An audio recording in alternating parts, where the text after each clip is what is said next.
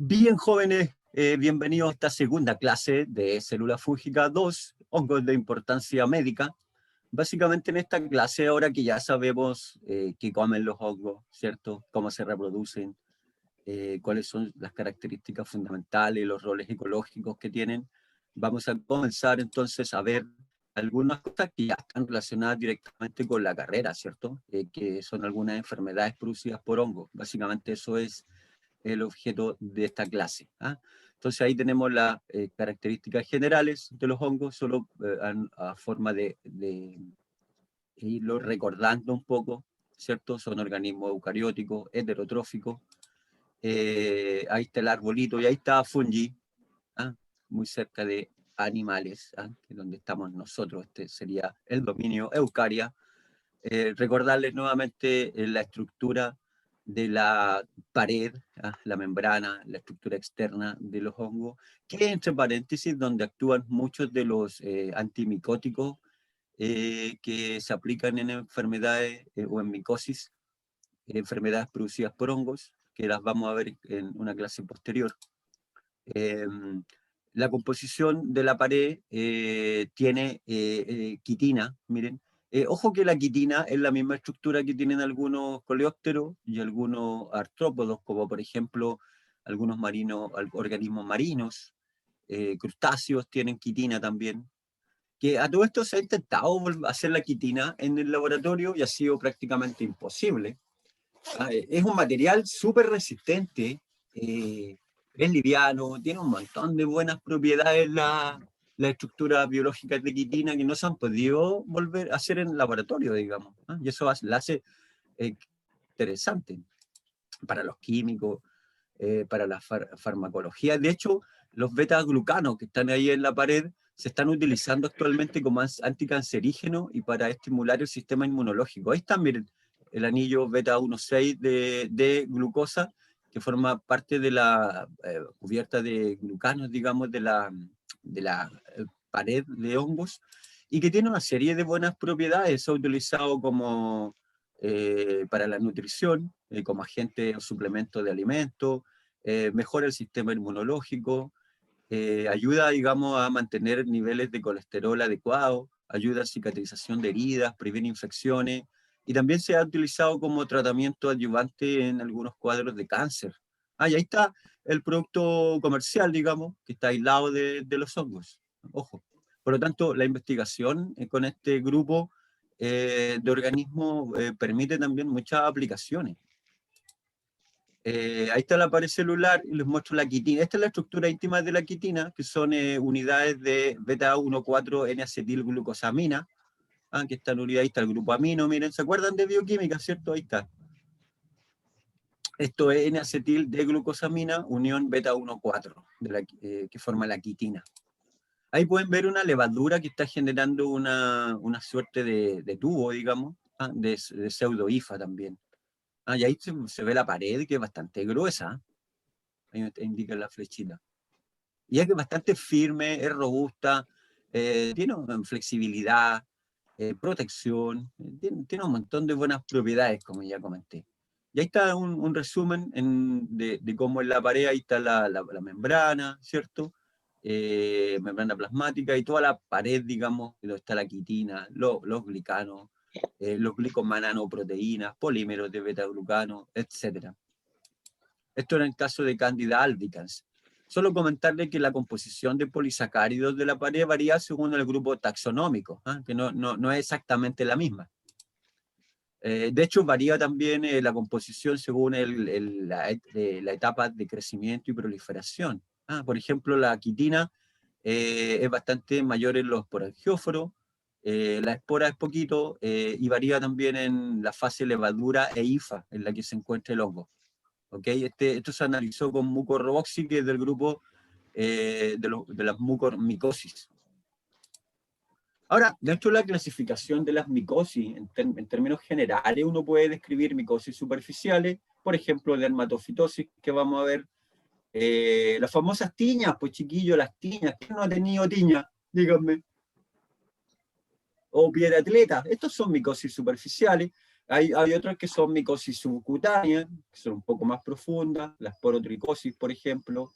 Están las micosis sistémicas, ahí está la paracoccidiomicosis, histoplasmosis.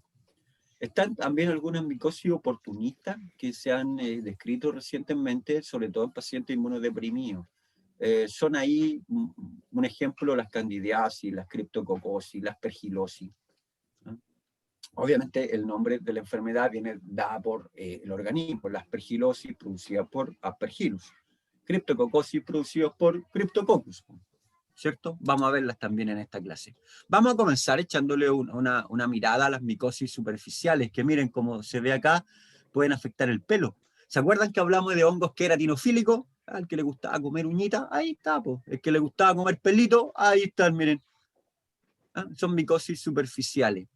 Ejemplo, pitiriasis versicolor, que son manchas hipocrómicas o hipercrómicas que pueden afectar la cara, el tórax, la espalda, y generados por nuestra amiga la Malassezia furfur. La Malassezia furfur es lipofílica, acuérdense, le gustan los sudores de los atletas, eso bien sudado, eso le encanta la Malassezia. ¿Y cómo se diagnostica esto, profesor? Bueno, se ve al microscopio, se saca una muestra del paciente y ahí pueden ver las hifas del hongo y las estructuras sexuales, que en este caso son esporitas. ¿Ah? Ojo que estos hongos son parte a veces de la microbiota normal, pero bajo ciertas condiciones, en las que bajan las defensas, pueden aparecer.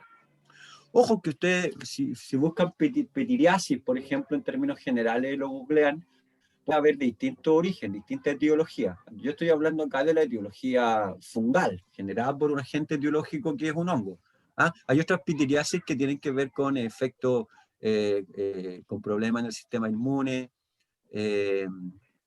y otras más que tienen que ver con características que aún no se conocen, digamos, y que nunca se llega a determinar cuál es el agente etiológico.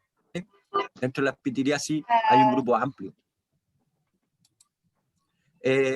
Las famosas dermatitis seborreica, por ejemplo. Aquí están los principales síntomas: lesiones cutáneas, parches sobre un área. Ahí tienen una niña que está ahí con dermatitis seborreica, y ahí pueden ver el hongo cómo va creciendo, digamos, asociado al cuero cabelludo.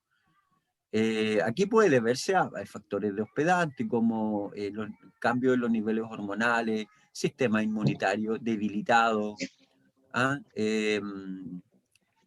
Y también pueden haber casos de dermatitis seborreica que parecen ser hereditarias, que más que por el hongo parecieran ser determinadas por mutaciones en algunos individuos de las poblaciones. Me refiero a humanos, digamos. Y por una inmunología deprimida frente al ataque por hongos. Era las famosas tiñas. Aquí les pongo un ejemplo, miren, tiña negra, Exophiella huarnecki. De hecho, ya se han descrito los primeros casos en Chile de esto. En general, estas enfermedades por hongo tienen mayor distribución en Centro y Sudamérica, Asia y África. Ahí tienen una persona que tiene una tiña negra, mira. Ahí en la mano también son comunes las plantas de los pies, digamos.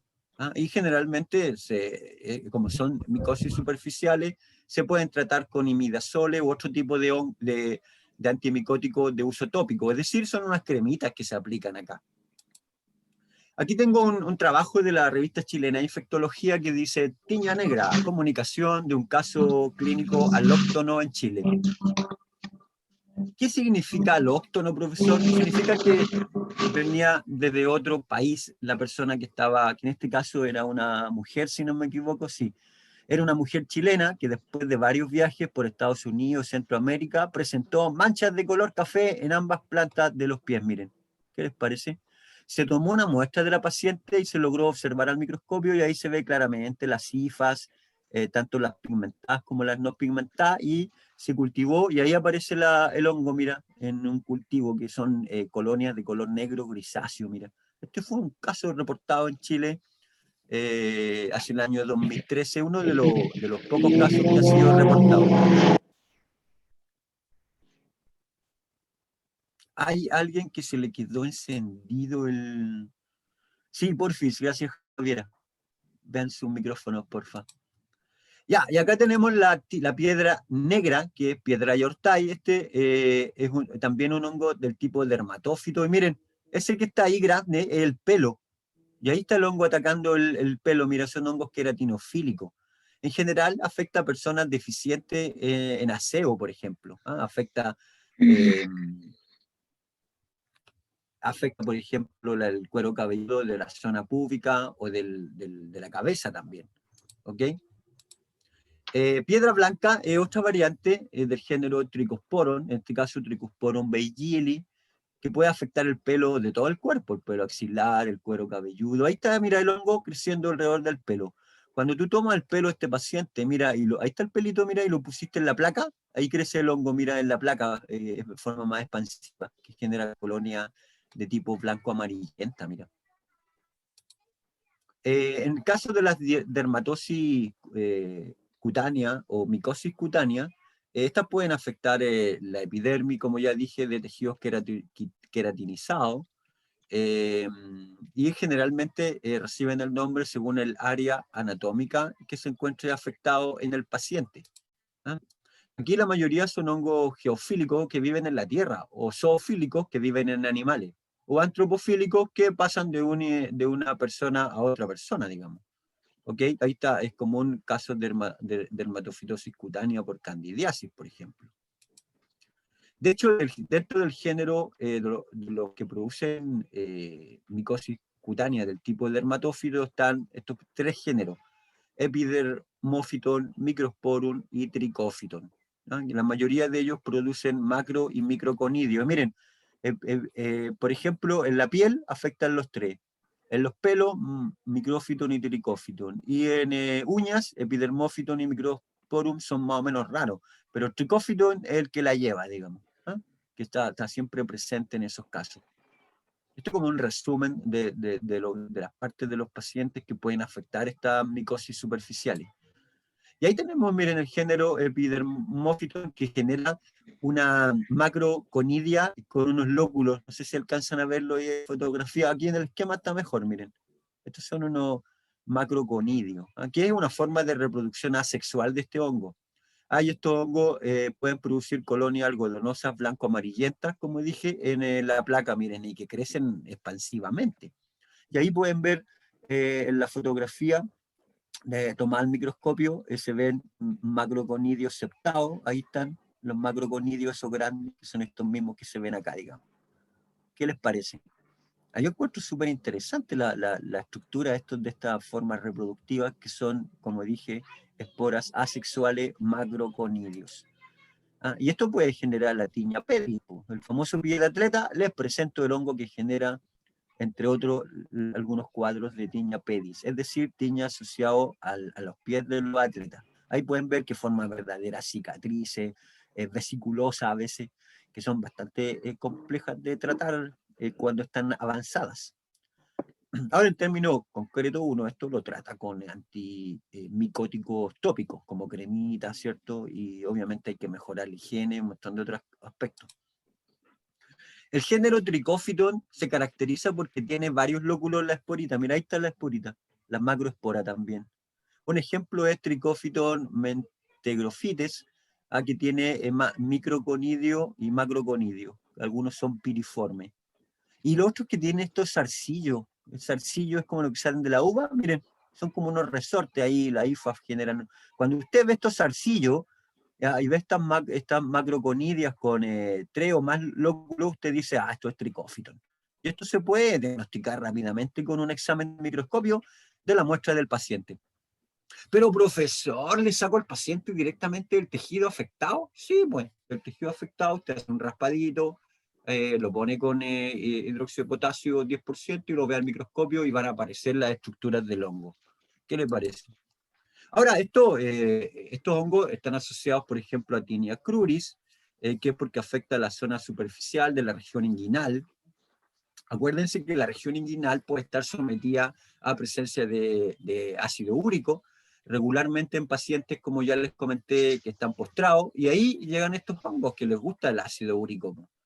Por ejemplo, Trichophyton rubrum es uno de los más conocidos, y ahí está de nuevo, miren, las macroesporas de Trichophyton, y esta estructura IFAS, digamos, y microconidios también. Aquí están algunos de los riesgos de infección. Trichophyton rubrum, miren, ahí está. Y ahí va, ahí, cuando uno hace crecer esto, presenta colonia algodonosa. El Trichophyton microsporum, ejemplo, Microsporum canis, que está claro que viene de los perros, ¿cierto? Miren, tiene una macro en forma de uso, que son muy bonitas, miren, ahí está. Y estos pueden producir Tinea capitis, entre otras. A mí me llama la atención siempre la estructura de los macroconidios, que son muy característicos de cada género. De hecho, tengo amigos especialistas en micología, del Eugenio. Eugenio trabaja en el Instituto de Salud Pública, que es centro de referencia. Entonces, cada vez que aparecen cuadros así de micosis compleja, los llaman a ellos o les mandan muestras. Y estos tipos son tan, pero tan buenos, y como están acostumbrados, ellos, claro, ven la muestra del paciente e inmediatamente te pueden decir el género. Están tan, pero tan relacionados, están tan, pero tan relacionados con estos hongos que miran la estructura de los macroconidios e inmediatamente saben de qué género se trata. Una cuestión maravillosa. ¿Ah? Ahí está lo que les decía, las micosis cutáneas, por ejemplo, se afecta el cuero cabelludo, Tinea capitis o Tinea barbae. Ahí tenemos Tinea pedis, mira, que afecta el pie, o Tinea unguium, que puede afectar las uñas. Acuérdense que estos hongos son queratinofílicos y las uñas están formadas por hay otro tipo de estructura. Este es un trabajo de la revista chilena de infectología, con el cual se van a tener que empezar a relacionar ustedes, y que muestra micosis superficiales de la ciudad de Valparaíso, en Chile. ¿Y a quién afecta más, profesor, a hombres o mujeres? Ahí está, miren, el resultado. ¿A quién afecta más? Primero, afecta más, pareciera, en el grupo de 36 a 60 años en general. Y también afecta más a mujeres que a hombres. Ojo con eso, una de las más comunes son las candidiasis o micosis vaginales, por ejemplo. ¿Ah? Ojo con esos temas. Aquí están los resultados. Los datos presentados coinciden con trabajos nacionales e internacionales, donde Trichophyton rubrum predomina en la mayoría de las dermatomicosis. Destaca la aparición de agentes no descritos en Chile ni en Latinoamérica de este tipo de infecciones. Claro, nombran a varios géneros ahí que son como propios de Chile. Es un trabajo interesante. En el mismo paper aparece la lista, mira, de los hongos se asociaron al análisis de casi 1000 y tantos pacientes que presentaban micosis en distintos hospitales de Valparaíso, con el que se hizo este trabajo. Y aquí pueden ver, miren, en A, pueden ver ahí micelio septado de Trichophyton rubrum. En B se ven los microconidios de Microsporum canis. Ahí en C, que yo la encuentro preciosa esta foto, digamos, están los macroconidios maduros de Microsporum praecox. Y en D están los macroconidios de Microsporum audouni. Y miren qué lindo, ahí se ven los macroconidios perfectos y con los lóculos ahí dentro. Y de hecho uno contando los lóculos puede tener una idea de qué género de hongo micótico o que produce dermatofitosis está en el paciente. Miren qué cosa más interesante. Ahora, nosotros en el laboratorio normalmente se nos contaminan las placas con hongo. De hecho, un año tomamos uno de esos hongos, hicimos el método de la cinta adhesiva, le agregamos con una cinta adhesiva un pedacito y con una pinza tocamos la superficie de la colonia, luego la pusimos en el porta y lo vimos al microscopio y miren lo que se ve acá, miren. Ahí tan claramente está el lóculo, digamos, que no son alargados, son como forma de pera. De hecho, uno de los especialistas que le mandé la foto me dijo, eso es alternaria, me dijo. Y de hecho, si usted se va a la tabla del trabajo anterior, ahí está, miren, alternaria alternata, ahí está. Encontramos un hongo dermatomicótico de paciente. ¿Y eso de dónde vino, profesor? Bueno, los alumnos estaban trabajando acá con bacterias, por lo tanto el hongo fue una contaminación. Pero ojo que la contaminación puede haber venido de un trocito de caspa, de un pelo, puede haber venido de las manos a lo mejor del estudiante. Por lo tanto, todos tenemos estos hongos presentes. Lo que pasa es que no nos afectan porque tenemos una inmunología que mantiene el hongo a raya, digamos. ¿Ok? Así que ojo con el hongo ahí. De hecho, tenemos estas tiñas capitis que a veces pueden ser peligrosas. ¿Por qué? Porque destruyen el cuero cabelludo, destruyen el folículo piloso y dejan una zona sin pelo, digamos. ¿Ah? Estas son típicas lesiones. Esto normalmente está en niños de 4 o 5 años y disminuye a medida que la incidencia, a medida que aumenta la edad, digamos. ¿Ah? Y normalmente está presente en las mascotas. Ojo con eso. Acuérdense que muchos de estos hongos son geofílicos y a los perritos les encanta revolcarse en la tierra y a muchos otros animales domésticos. Así que cuidado con eso. Tenemos la tiña crural, el tricófiton también aparece como principal agente patológico, que ya lo vimos, ¿okay? Que afecta la zona inguinal, digamos. Tenemos la tiña pedis y tiña manum, miren. Adivinen quiénes están ahí. Epidemiología se establece con contacto con lugares y objetos contaminados, como por ejemplo piscinas públicas, calzado, calcetines que están contaminados con las esporas del hongo. ¿Okay? Aquí también está el género Trichophyton y se trata con grisefulvina o algún otro antimicótico fuerte, digamos. Ahora, la grisefulvina afecta el desarrollo del citoesqueleto, es decir, inhibe la esporulación, inhibe todo lo que es el proceso de la meiosis, porque la meiosis requiere todo un juego con el citoesqueleto para mover los cromosomas, etc. Entonces, si tú inactivas el citoesqueleto, inactiva la división del hongo y lo mata al final del día. Eso hace la grisefulvina. ¿Cuál es el problema? Que la grisefulvina es súper tóxica. Entonces, no se puede aplicar a cualquier tipo de paciente, ¿no? Tenemos la onicomicosis. La onicomicosis son infecciones que afectan las uñas, miren. ¿Ah? Y ahí están todos nuestros amigos que ya nombramos, tricófiton, metagrofite, epidermófiton, están todos esos géneros de hongo. Y la onicomicosis se define un poco clínicamente por onicomicosis distal, onicomicosis unguial, cuando afecta el borde. Hay distintas. Ahí tenemos una onicomicosis distal y lateral, mira. Ahí, en la parte de acá y acá. La superficie y acá, mira, tenemos una onicomicosis blanca superficial en la uñita.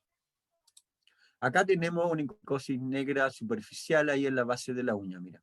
Y acá tenemos onicomicosis blanca subunguial. Y ahí están los géneros de hongo que ya son los mismos que hemos visto, se repiten, digamos. Y también a onicomicosis distrófica total, que a veces se debe un poco a problemas inmunológicos del paciente, porque le afecta toda la uñita de todos los deditos del pie, digamos. ¿Okay? Entonces, cuando usted ve esto, digamos, usted dice, aquí hay un problema inmunológico del paciente que le cuesta responder ante ataques por hongo, digamos. De hecho, ¿cómo se diagnostica la enfermedad, profesor? Bueno, primero hay una sospecha clínica, producto de la anamnesis, de la observación del paciente. Uno toma la muestra, observa el microscopio, hace los cultivos y luego hace los análisis inmunológicos si el cultivo no te entrega una información clara de cuál es el género del hongo. ¿No?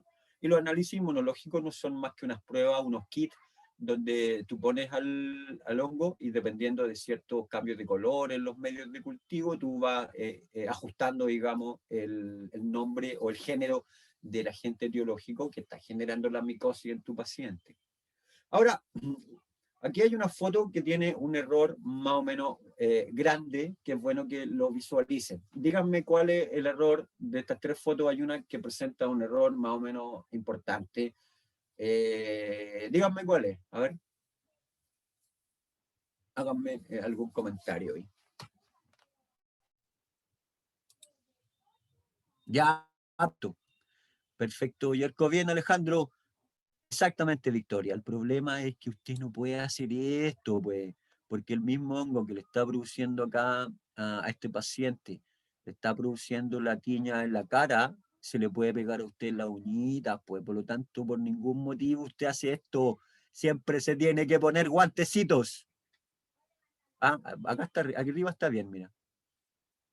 Ahora, uno no necesita tanta muestra, ojo con rasparle al paciente tanto, o sea, con un poquitito de hecho eso que está echando ahí es mucho, digamos, ahí tiene un segundo error, digamos, porque claro, no tiene sentido romperle la cara al paciente para sacarle la muestra, es con una muestra chiquitita, así con unas poquitas raspaditos ahí, suficiente para hacer el análisis, ¿vale? Así que tengan eso, la idea no es generarle dolor al paciente.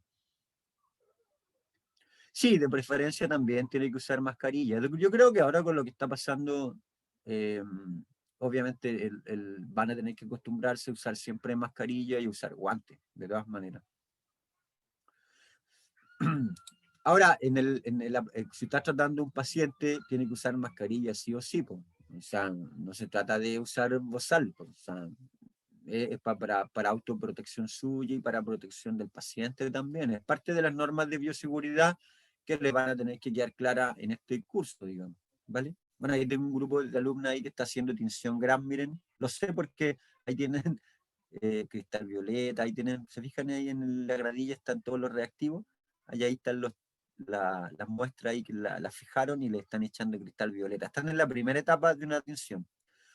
Ojo que hay varios tipos de tinciones simples que se pueden usar.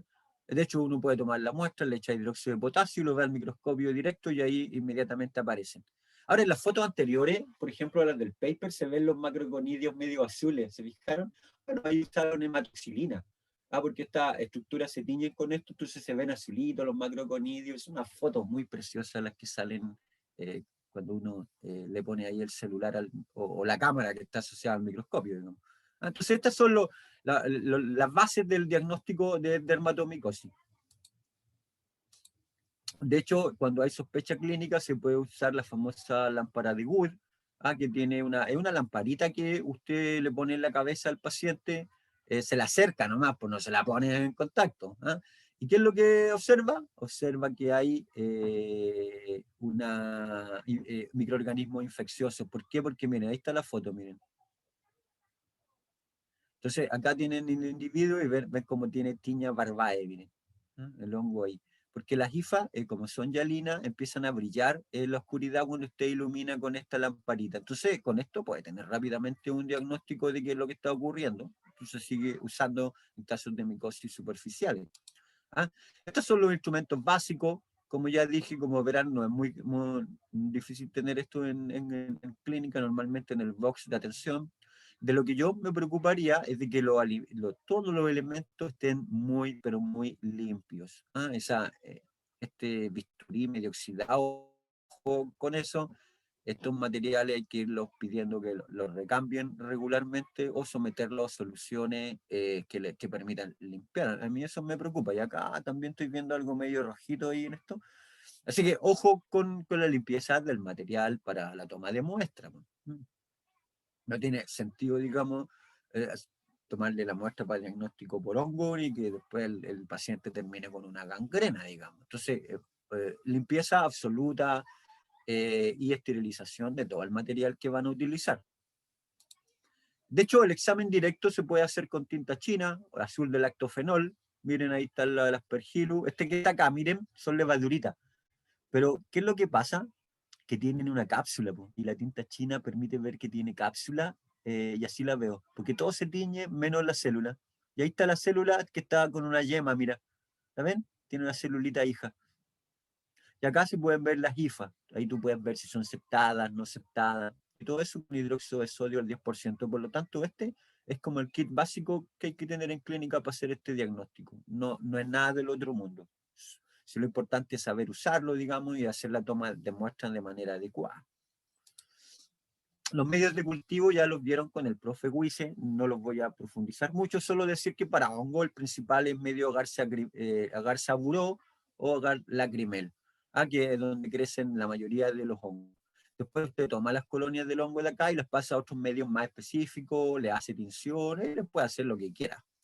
Y en menos de 48 horas a 20 días, porque hay algunos hongos que crecen muy lento, se puede hacer el diagnóstico con este método del cultivo.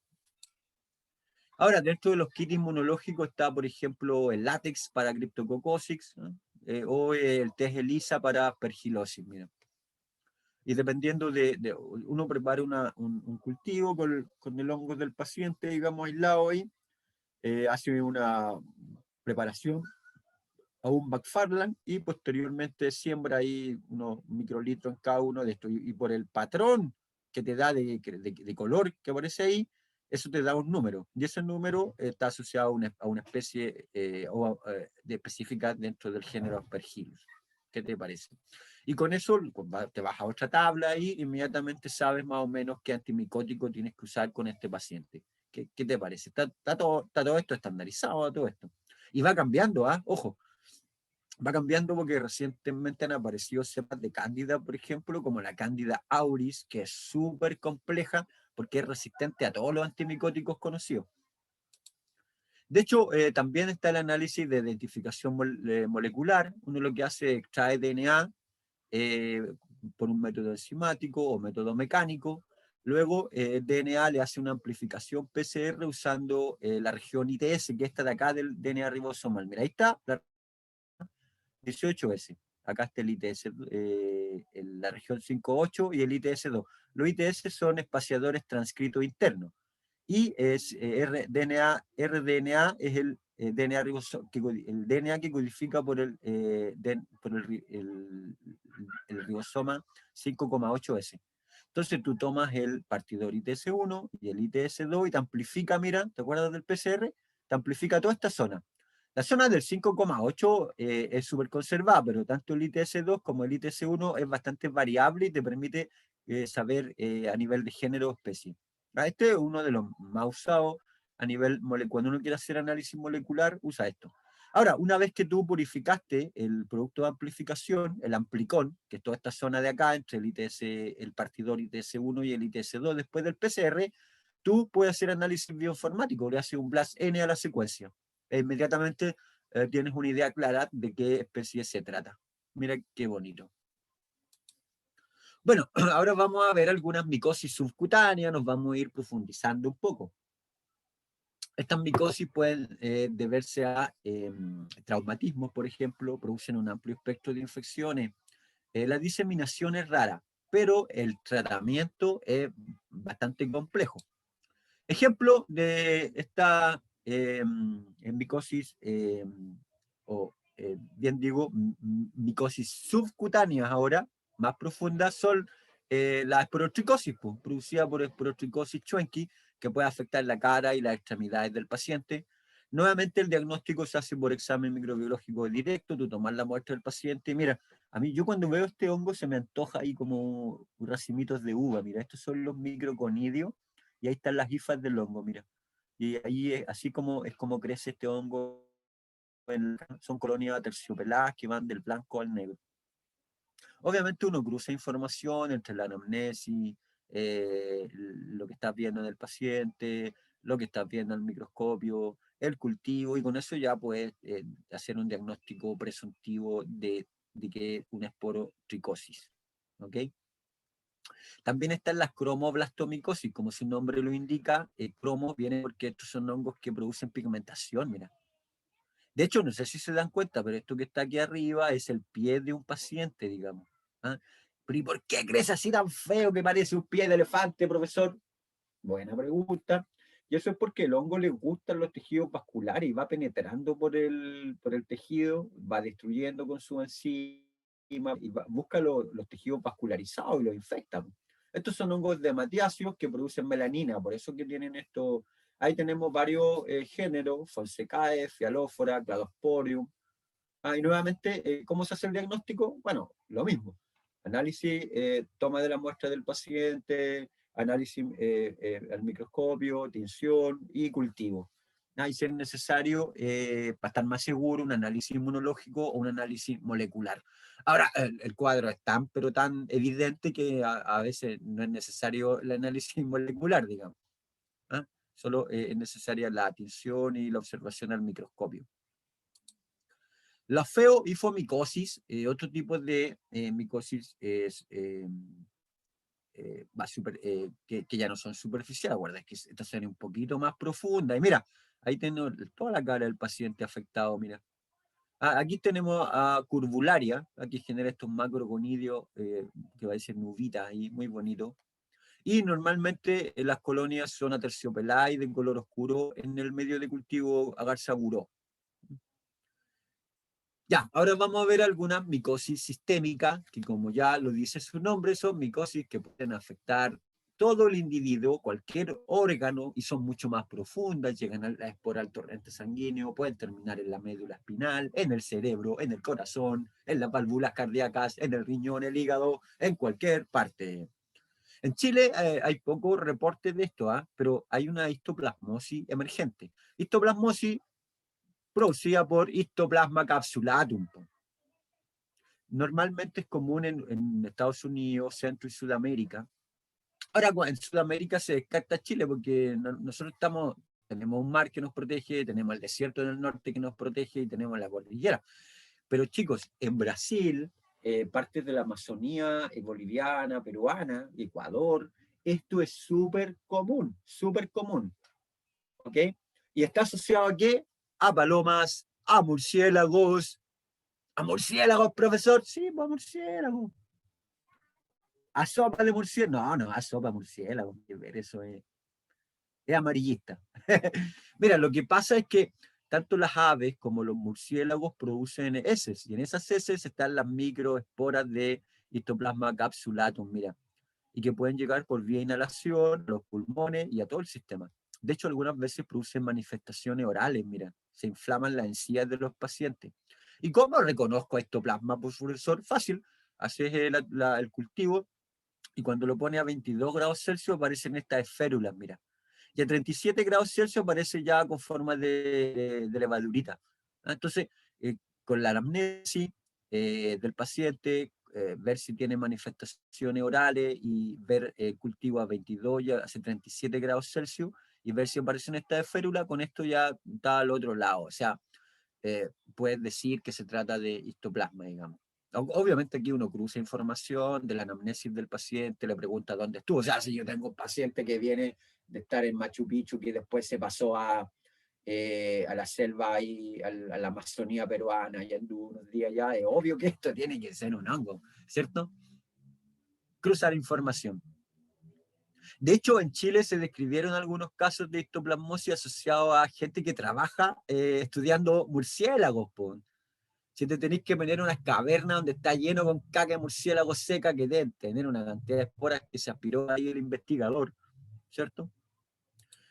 La blastomicosis, otro tipo de micosis ya sistémica, y mira, producida por el hongo Blastomyces dermatidis, ascomicota, normalmente común en USA y en África. Puede tener manifestaciones pulmonares, cutáneas y óseas. Y ojo que cuando digo ósea, es ósea, porque va penetrándose y puede afectar al cartílago hasta el hueso, el hongo. ¿Ok? ¿Y cómo lo recuerdo? Adivina, hago un cultivo a 22 grados Celsius y crecen ahí, mira, las blastosporas de Blastomyces, mira qué lindo, que son estructuras de reproducción, digamos, asexual. Y a 37, mira, crece en forma de levadura. Entonces, nuevamente, cruzo información y digo, esto es blastomicosis. Y todo esto obviamente se tratan ya no con cremita, pues esto no se te va a pasar con cremita. Aquí hay que usar un sistema de aplicación de antimicótico vía intravenosa, hacer un tratamiento mucho más largo. Requisitos, digamos, asociados a los cuidados de enfermería, ¿cierto? Porque esto no es una tiña común, digamos. La paracoccidiomicosis son enfermedades comunes, como ya dije, en países tropicales. De hecho, este es Paracoccidioides brasiliensis. Bueno, de hecho, el nombre indica el tiro de dónde viene. Filum ascomicota, común en Centro y Sudamérica, produce ulceraciones de la mucosa oral, nasal, gastrointestinal. Se diagnostica con microscopio directo y cultivo de muestra de biopsia. Se observan formas características de levadura con timón. Entonces a 22 grados Celsius crece como hifa, y ahí está la esporita, mira. Pero cuando crece a 37, crece en forma de levadura, pero generando múltiples yemaciones, que a alguien se le ocurrió que esto se parece a un timón. Ahí está, ahí arriba se ve en una paracoccidiomicosis oral, mira, se tomó la muestra, se cultivó y mira, ahí se ve claramente el timón, ¿cierto? Esto es un timón como de los barcos antiguos, chiquillos, como de los barcos como el Perla Negra de Jack Sparrow. Ahí está, miren. ¿Se fijan? Entonces cada una de esas cositas sería como un para mí que estos micólogos que describieron esto veían mucho Piratas del Caribe, y entonces lo describieron así en el paper, ¿cierto? Igual no deja de ser interesante, digamos. Los coccidiomicosis en general, como coccidiomicosis y mitis, también son sistémicas, asintomático, puede ser pulmonar o cutáneo, y mira, de nuevo, a 22 grados Celsius crece en forma de hifa, y a 37 grados Celsius aparecen unas férulas que contienen esporas. Con este simple truco, usted puede, de la muestra del paciente, caracterizar el... Igual estas son micosis graves, digamos, que afectan, pueden dejar ciego al paciente. Así que hay que hacerle un tratamiento adecuado. El problema es que, claro, hay muchos países que no tienen acceso a un tratamiento médico oportuno y va avanzando y avanzando el hongo, y claro, cuando llegan a clínica ya está el cuadro bastante complejo. ¿Okay? De hecho, miren, Estados Unidos, nueva enfermedad amenazaría al estado de Arizona. La fiebre del desierto es el nombre de la enfermedad silenciosa que mantiene en alerta al estado de Arizona. ¿Y qué es la fiebre del desierto? Imagínate, es coccidiomicosis, esta misma, mira. Lo que pasa es que, mira, tienen manifestaciones pulmonares también, ¿no? Así que no se queden con la imagen de ese paciente ahí en el rostro afectado. Coccidiomicosis puede ser pulmonar. Y fíjate que es súper parecido a una gripe normal, pero provocó la muerte de muchas personas en Estados Unidos durante un periodo, y bueno, se llegó a ver que eran esporas del hongo Coccidioides brasiliensis y que produce coccidiomicosis. El Departamento de Salud de Estado de Arizona reportó que solo entre los meses de noviembre y diciembre del año 2017 se reportaron más de 900 casos de fiebre del desierto. Claro, seguramente por ciertas manifestaciones del cambio climático, empezaron a aparecer bloom de esta espora en el aire y mucha gente se enfermó, pues lo confundieron con una gripe normal y no, pues eran hongos, pues chiquillos. Ojo con eso. Las autoridades informaron que es de difícil controlar esta enfermedad. Claro, no va a ser de difícil, pues si esto no se controla con antibacterianos, o sea, bien digo, con antibióticos. Aquí hay que agregar antifúngicos. Por eso que es tan importante hacer el diagnóstico oportuno. ¿Se fijan o no? Ya, y la criptococosis es por Cryptococcus neoformans, que puede producir criptococosis del tipo medular, puede afectar la médula, y puede producir meningitis. Mira, ahí está el sistema nervioso, y estas cosas que ven aquí ustedes más blanquitas ahí, es producido por el hongo que va destruyendo el tejido cerebral. Pero profesor, eso es como una meningitis. Sí, pues eso, así, de hecho se llama meningitis criptococócica. Pero profesor, si nos dijeron en clase anterior que las meningitis eran producidas por bacterias. No, no solo por bacterias. Hay meningitis que pueden ser de origen bacteriano, ¿cierto? Otras que son meningitis virales, y acá te estoy presentando una meningitis criptococócica por hongos. Tiene distribución mundial, pulmonar asintomática, aguda. Ahí está, puede producir meningitis, daño óseo y cutáneo. ¿Y cómo se reconoce? Bueno, tú tomas la muestra del paciente, pero ¿de dónde, profesor, si no hay... esto es una cuestión interna? Claro, pero puedes tomar muestras de sangre, muestras de la médula espinal, puedes hacer radiografía, un montón de cosas. Pues. Y cuando logras encontrar al hongo, digamos, se ve así, porque tú lo tiñes con tinta china y ahí está la levadura, mira. ¿Cierto? Lo interesante es que Cryptococcus hace el contrario. Normalmente Cryptococcus en el ambiente vive en forma de hifa, pero cuando ingresa al cuerpo, desarrolla una cápsula y ahí le conviene a ella andar de manera comunicelular, porque así, como tiene cápsula, evade la respuesta inmune y llega a cualquier parte, al cerebro, a la médula espinal, a la placenta, ojo. Puede pasar cualquier barrera. Entonces, ahí es donde tenemos el problema. Ahora, dentro de las micosis oportunistas, que es el último grupo que voy a ver, digamos, están hongos del ambiente o de la microbiota, pero que pasan a ser patobiontes potenciales y patógenos reales en individuos que ven disminuida su inmunidad. Son cosmopolitas. Otra cosa es que aquí tenemos a hongos que pueden producir micosis sistémica oportunista. Ojo, por ejemplo, las candidiasis, la criptococosis, los aspergilosis, cualquiera de ellas que ya nombré, pueden eventualmente ser micosis oportunista. ¿Por qué? Porque el oportunismo de esta micosis está dado, más que por el género de hongo mismo, está dado por una deprivación del sistema inmunológico del paciente. ¿Qué les parece? Bueno, ahí están las candidiasis, muy conocidas, digamos, que producen onicomicosis interdigital, boqueras, ¿ah? Y de hecho afectan en los extremos de la vida. A los niños les afecta mucho y a los ancianos también. Pueden producir fungemias, endocarditis, infecciones del tracto urinario, esas son las ITU, meningitis, endoftalmitis, hay un montón de palabras técnicas que ya van a tener que empezar a conocer, digamos, que están asociadas a estas candidiasis. Ahora, existen muchas especies de cándida del género cándida, pero la más prevalente en boca, por lo menos, es cándida albicans. ¿Ah? ¿Y cómo se observan, profesor? Bueno, esto lo debieron haber visto con el profesor Wissey. Miren, primero hago un aislamiento en agar seguro, tomo las colonias de agar seguro, las paso a croma agar cándida, y según el color, yo sé de qué especie se trata. Las verdes son albicans, las azules son cándida tropicalis y las rosaditas son cándida cruzei. Y obviamente mirando el microscopio sé inmediatamente de que se trata de una levadura, digamos. También puedo hacer un análisis con suero, etcétera. Después lo vamos a ver con calma eso. Ya, las mucormicosis o cigomicosis, algunos del género Rhizopus, mucor o Absidia, digamos, como esta que está acá, pueden producir micosis rinocerebrales, cutánea, gastrointestinal diseminada.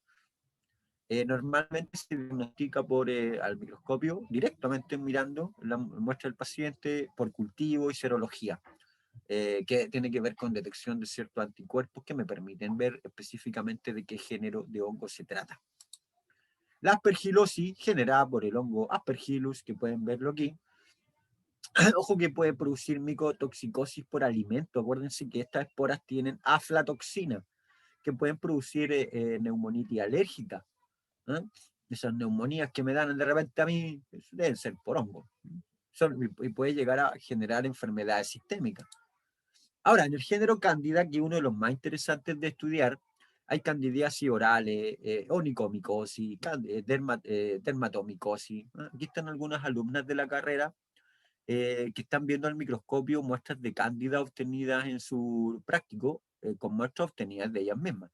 Entonces, al ver al microscopio se observa esto, miren. Fíjense que normalmente en la gincana del curso les ponemos esta foto a los alumnos. Y nos falta el que en la hoja de respuesta dice, esto es un estafilococo. No, pues, ¿cómo hacen un estafilococo si los estafilococos no tienen yema? Y estos tienen yema. Y lo otro es que las levaduras tienen un tamaño mucho más grande que los estafilococos.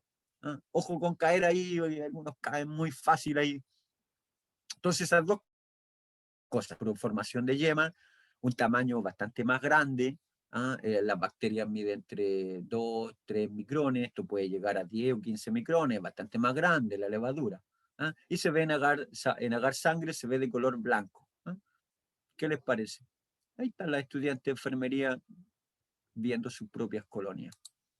Bueno, y lo otro es que la estructura reproductiva te delatan qué tipo de cándida también puede ser. La cándida albicans, por ejemplo, cuando la pones en contacto con suero de caballo, produce tubos germinativos que son características, o puede producir clamidospora o hifas alargadas, pseudohifas y blastoconidios.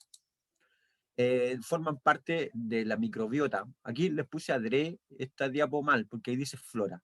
Chicos, ya no se usa la palabra flora. Después de este curso, usted nunca más habla de flora, a menos que esté hablando de las flores, ¿cierto? De las flores del bosque, de botánica, pero aquí no, aquí se habla de microbiota normal. Y luego pasamos a patógeno oportunista, y ahí como se ven a Garzaburó, y ahí está, miren, una alumna de la carrera que está sacando unas colonias blancas de Garzaburó y ahora las va a pasar a una plaquita de Cromagar cándida. ¿Qué les parece?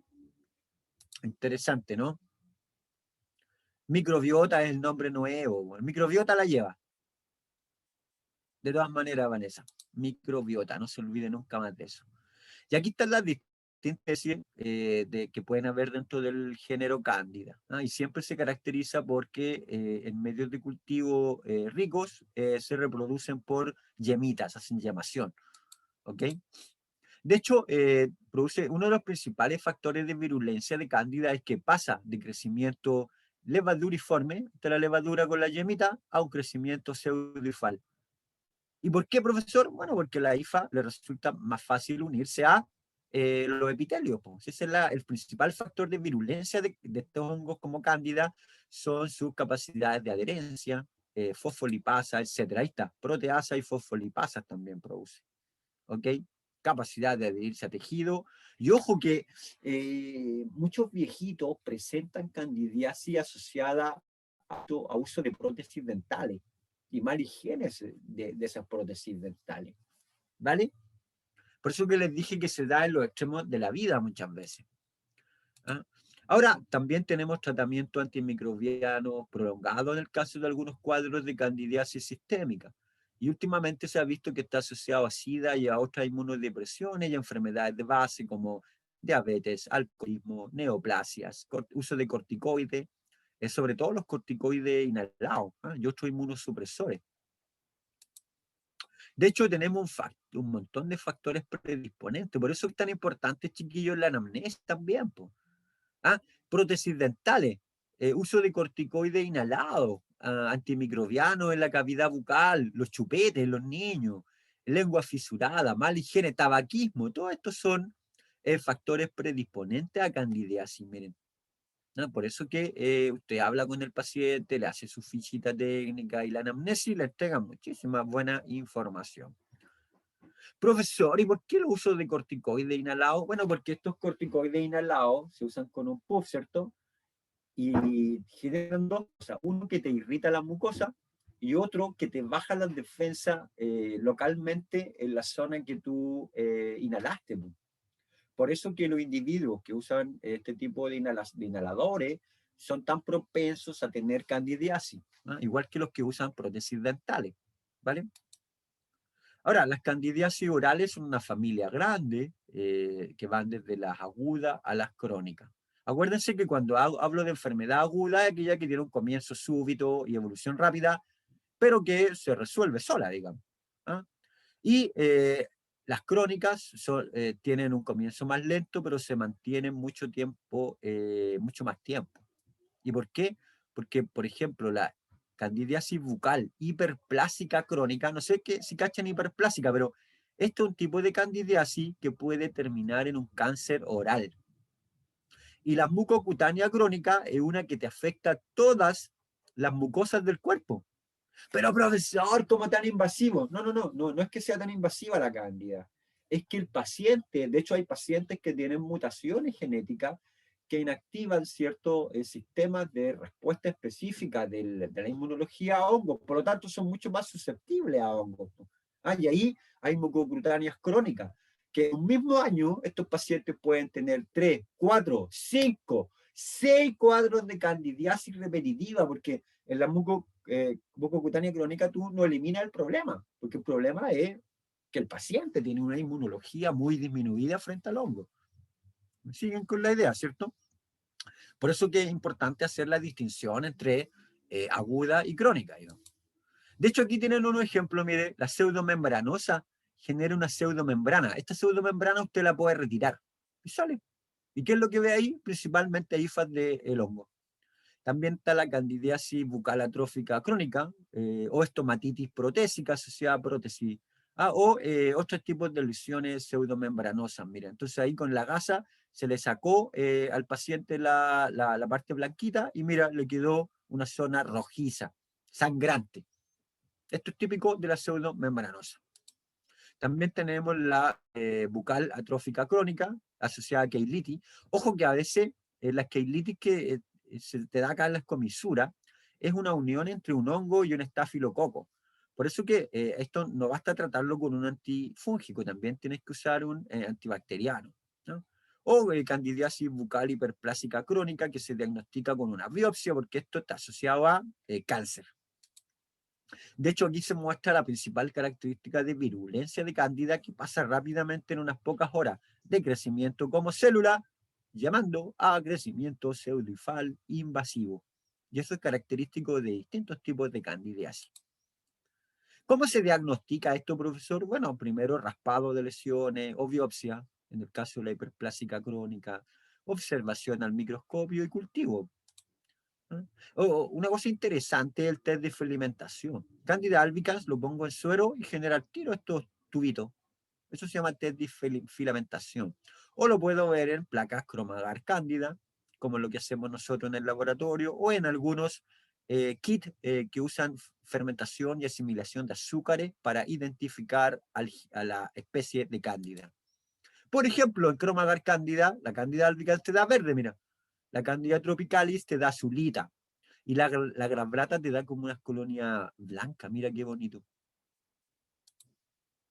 Ahora, el tratamiento acá, pues, depende de qué tipo de micosis estamos hablando, pero en general es con vía oral, ¿cierto? Se usa nistatina o cotrimazol trópico, en el caso de, de las cutáneas, digamos, superficiales. Y en los casos refractarios, que quiere decir que te da varias candidiasis en un año, hay que empezar a aumentar dosis de anfotericina, y ahí se hace con vía oral e intravenosa también, ¿vale? Entonces, obviamente, tanto las aplicaciones como el tipo de fármaco depende del tipo de candidiasis del que estemos hablando, y eso lo vamos a ver con más calma en la clase de antifúngicos, ¿vale? Ahora, aprovechar de adelantarles que los antifúngicos como la anfotericina B recién empiezan a aparecer a finales de los 50, después aparece al principio de los 70 la flucitocina. El ketoconazol fue el primero de la familia de los azoles, que son los que ustedes deben conocer, digamos. El fluconazol y atroconazol. Ah, ahí están los azoles, las pirimidinas fluororadas, equinocandina, alilanina, y hay un montón de otros antifúngicos que también los van a ver en cursos posteriores de farmacología con más detalle. ¿No? Ya por acá le adelanto algo. Acá está, por ejemplo, la anfotericina B. ¿Cuál es el blanco? Esteroles de la membrana. Los azoles, pues los azoles afectan la biosíntesis de ergosterol. Por eso que les comenté que trataran de tomarle como una foto ahí mental a la foto de la pared del hongo, porque claro, el ergosterol, ¿se acuerdan que está en la membrana? Es afectado por toda la familia de los azoles. La síntesis de DNA y RNA es afectada por los análogos de nucleósidos como la 5-fluorocitosina, etc. A ver, ahí hay algunos ejemplos, mira. Anfotericina, está el sitio de acción, membrana. Actividad, se une a ergosterol y causa la muerte. Es decir, este es un fungicida, a diferencia de otros que son fungistáticos.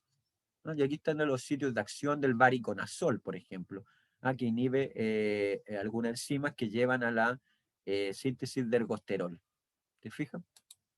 Ahí está más claro, mira.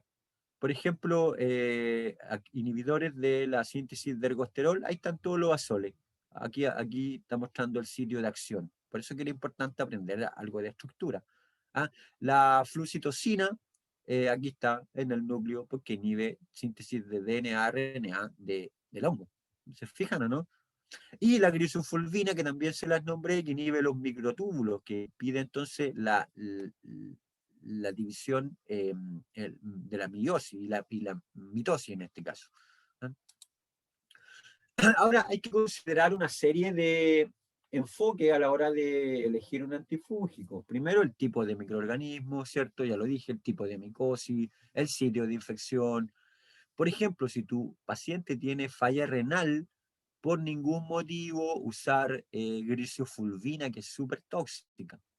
Y hay contraindicaciones también para el uso de itraconazol, variconazol, y limita posibilidades de usar anfotericina B, lo cual es lamentable, porque la anfotericina B se usa en el caso de hongos que son refractarios al tratamiento con los azoles.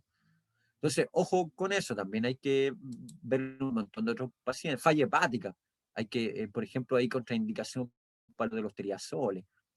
Potencial interacción con fármacos. ¿Por qué?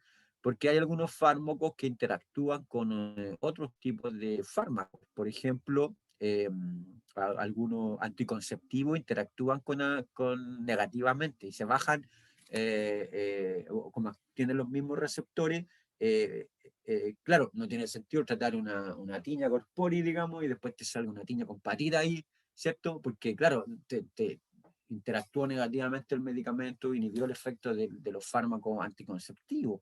¿Te fijas? Entonces, hay que tomar aquí aquí empiezo a tirar líneas para todos los cursos que vienen. ¿Se fijan? Enfermería de la mujer embarazada, enfermería del niño, enfermería del adulto mayor. ¿Se fijan? Entonces aquí están más o menos algunos de los aspectos asociados al tratamiento de micosis en distintos cursos que van a ver posteriormente. De hecho, hoy en día se están diseñando nanomedicamentos usando la técnica de nanotecnología, donde se ponen en microcápsulas los fármacos. ¿Y para qué sirve eso, profesor? Para evitar los problemas de falla renal, falla hepática del paciente. Porque el problema es que, claro, los fármacos que le da al paciente tienen que pasar por el riñón. Entonces tú le puedes dar al fármaco pacientes microencapsulados que específicamente vayan al tejido donde deben actuar. Diseñado nanomedicamentos que administrados de forma oral actúan específicamente en el vaso, el hígado y el pulmón. Aquí les estoy mostrando ya una parte del futuro que se nos viene. ¿Vale? De hecho, en Chile, más de 300.000 personas sufrirían infecciones graves por hongos. Esto ya lo han dicho. Y se está agravando por el problema de la pandemia, pues hay mucha gente que tiene sensibilidad a infecciones fungales y que no está teniendo los tratamientos adecuados debido a que todo el foco está puesto en COVID-19, ¿cierto? Les dejo ahí el artículo para que le echen un vistazo. Finalmente, contarles que yo siempre les dejo como tarea, hay muchas cosas que no alcanzo a ver acá. Entonces, ¿cuál es el mecanismo de acción de la anfotericina B? Bueno, ya lo vimos un poco, pero ¿cómo actúan los azoles? ¿Dónde actúan los azoles? ¿Cuáles son los casos de contraindicaciones, por ejemplo, en el paciente? Ahí tienen preguntas para estudiar. Si usted tuviera que diseñar un agente antifúngico dirigido específicamente contra un hongo, ¿qué estrategia seguiría? ¿Cuál tipo de micosis es la más común en Chile? Ahí tienen algunas preguntas que salen directamente de la clase y que las pueden investigar y que les va a servir para estudiar también. ¿Vale? Ahí tengo un grupo, digamos, de laboratorio, cuando se podía estar en laboratorio sin tantas restricciones, que están ahí haciendo un análisis de sus plaquitas y viendo sus resultados. ¿Qué les parece? Finalmente me despido acá con la bibliografía que usamos. Yo normalmente uso el Micología Médica para esta clase. ¿Okay? Eso sería. Muchas gracias. Me despido con un meme. Dice, cuando descubres en el práctico de micro que eres portadora asintomática de Candida albicans, pero nunca le vas a contar a nadie. Y ahí están las colonias verdes en placa cromagar, miren. Ya, ahí está. ¿Ya les gusta, no? Estamos bien, ¿cierto? ¿Cómo estamos de tiempo? Tengo las 5:15. ¿Qué hora termina esta clase? Como a las 5:30, ¿o no? 5:20 creo. 5:20, pucha, no me queda mucho tiempo. Que tenía un Kahoot, pero bueno, se lo muestro en otra clase. ¿Vale? ¿Pues tienen clase ahora? No, mejor dejémoslo para otra clase. O por último se los mando en un link para que le echen una mano. Ya tienen más o menos claro el cuadro general de hongos, porque vimos una primera clase donde analizamos todas las bases de cómo se reproducen, cómo se alimentan, cuáles son sus principales características, ¿cierto? Y ahora en esta segunda clase le pusimos a porque hemos visto varias enfermedades, algunas son comunes en Chile en hongo, hemos visto algo de farmacología, tratamiento, diagnóstico, medios de cultivo. Así que hicimos el link con las clases del profe Huiza también, donde vieron algo de medios de cultivo específico para hongos. ¿Ok? Ya, eso. ¿Hay alguna pregunta? ¿Algún comentario?